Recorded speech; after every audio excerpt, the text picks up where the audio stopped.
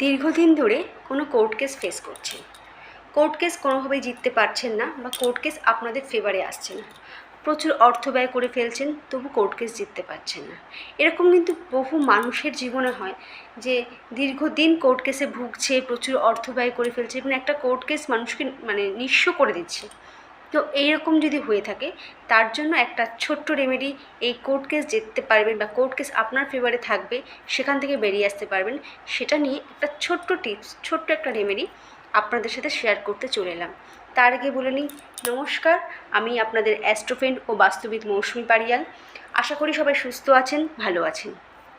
তো বন্ধুরা, সাধারণত দেখা যায় কোর্ট কেস কিন্তু খুব একটা নেগেটিভ এফেক্ট ফেলে মানুষের লাইফে। তো এই কোর্ট কেস থেকে বেরোনোর জন্য কি করতে হবে, একটা ছোট্ট টিপস জাস্ট করেই দেখুন, চমৎকার হতে বাধ্য।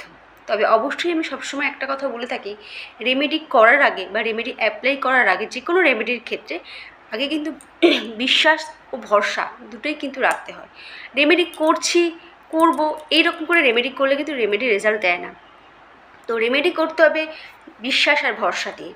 তো সেরকমই একটা রেমেডি তো আপনাদের সাথে শেয়ার করি, যেটা হলো, যারা কোর্ট কেসে ভুগছেন দীর্ঘদিন, কোর্ট কেস কোনোভাবেই আপনাদের ফেভারে আসছে না বা জিততে পারছেন না, প্রচুর অর্থ ব্যয় করে ফেলেছেন তবু কোর্ট কেস থেকে বেরোতে পারছেন না, তারা করুন তো এই ছোট্ট টিপসটা। কী করবেন, আপনার বাড়ির ইস্ট অফ নর্থ ইস্ট জোনে একটা তরোয়ালের ছবি বা একটা তরোয়াল লাগিয়ে রাখুন। দেখুন তো এই রেমেডি আপনাদের কাজ দেয় কি না। 100% দেবে। অবশ্যই এই রেমেডিটা করুন।